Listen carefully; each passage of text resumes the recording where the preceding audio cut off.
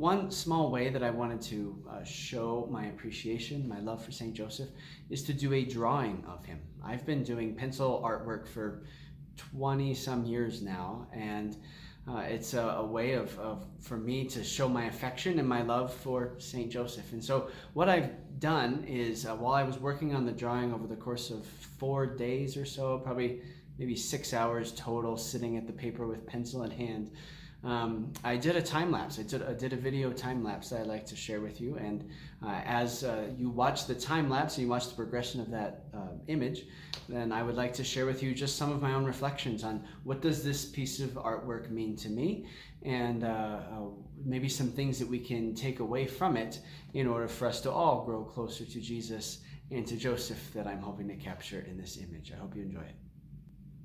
As an artist, I always get excited to begin a new piece, to begin a new drawing.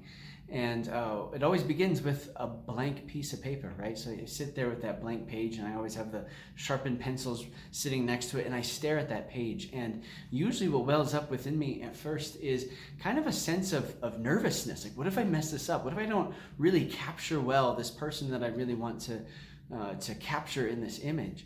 And one thing that just kind of hits me when I begin to draw is that it is a participation in God's own creativity. If you've ever done any artwork yourself, maybe you've had a similar experience of you've got to experience a little bit of what it is to be a creator as God is creator. Now, none of us are going to be able to do it as God does, right? God creates everything out of nothing. But for me to stare at that blank page, it's almost a reminder of the nothing. And I'm about to create something. And just like all of God's creation is awe-inspiring, it's beautiful, it's intricate.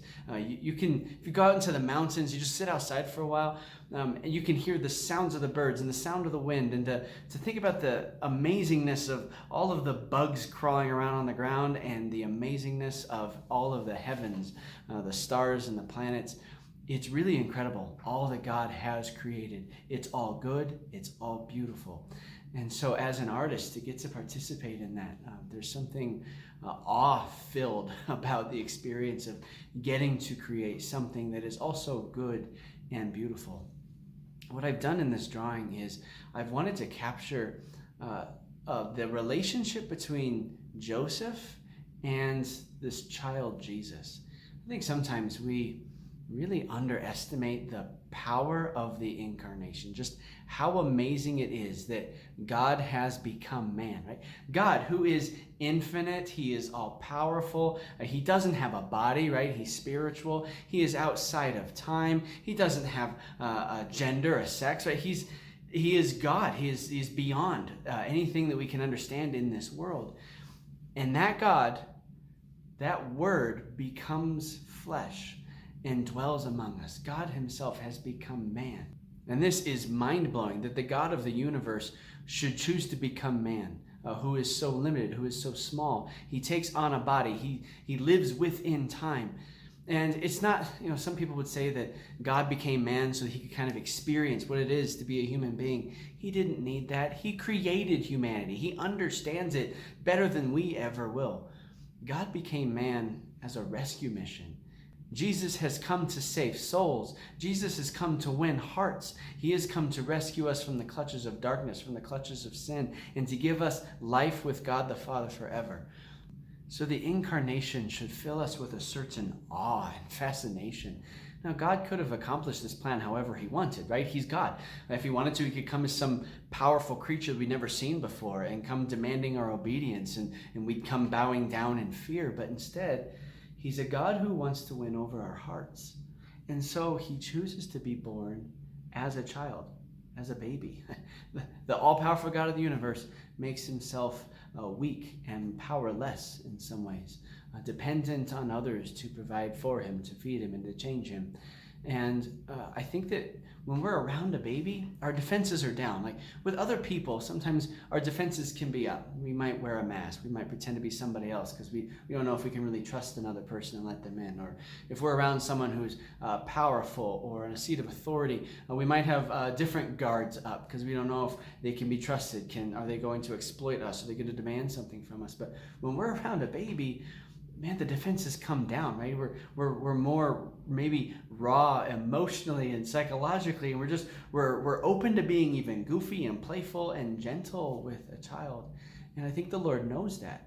A child is a way into our hearts. So the Lord's winning over our heart. He knows that by coming as a child, he's not threatening. The only thing threatening about a baby is this diaper.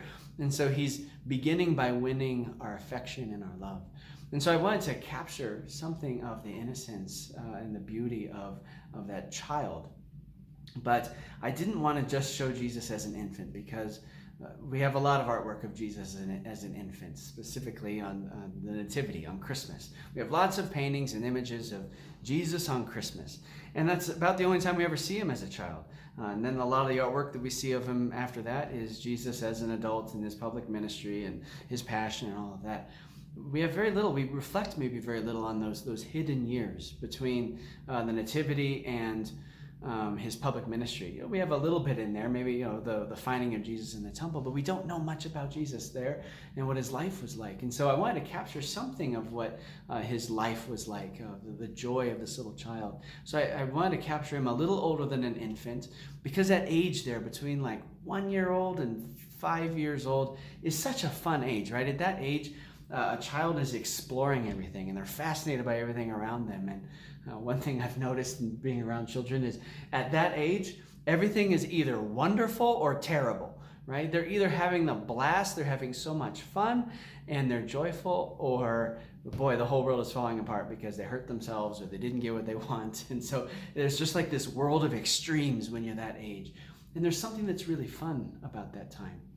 And so what I've done here is I've tried to capture Jesus at about that age, as maybe a young toddler, with Joseph.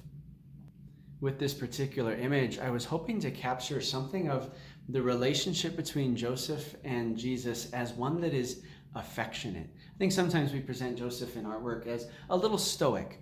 We don't see too much of the interaction between them that shows much more than maybe Joseph teaching Jesus how to be a carpenter, for example. But here I wanted to show Jesus experiencing Joseph's affection, his love as the foster father, as the one who's raising him as his own child. Joseph had a really challenging vocation. He was called by God to be the protector of the Son of God and of the Blessed Mother, and to raise this child and to provide for him and protect him. Like, that had to be a terrifying thing, but Joseph was never a man to say no to God. We see throughout the scriptures, whenever we're told about St. Joseph's life there, Joseph always says yes to God, and he does so without hesitation. And so we can have confidence that Joseph said yes to the Lord, knowing that he's got this gigantic task now of reflecting back to Jesus who God the Father is. In some ways, to be an icon of God the Father for Jesus. So, of course, Jesus has a relationship with God the Father himself, but there's a sense in which God has called Joseph to be a living reflection of that. And I think that's a beautiful reminder for all of us who are either natural fathers or spiritual fathers. We're all called to be an icon of God the Father, to reflect back to others who God the Father really is. I think we look at Joseph and we imagine him as a dad, and I think we can see him being everything that God the Father is. He's a man who is loving and affectionate and present and a good listener and a provider and a protector, and he's merciful, right? That he captures so much of who God the Father is. And all of us who have spiritual children or who have actual natural children, we're called to be that for others. We're called to reflect back to others who God the Father is, and to be that ourselves, to also be loving and affectionate and present and a provider and a protector and all of those things, to really reflect back to the world the love of God. And so I'm hoping that this image, this particular drawing of Joseph and Jesus, shows us a little bit of the relationship between the two of them and reminds us that Joseph really is an icon of God the Father.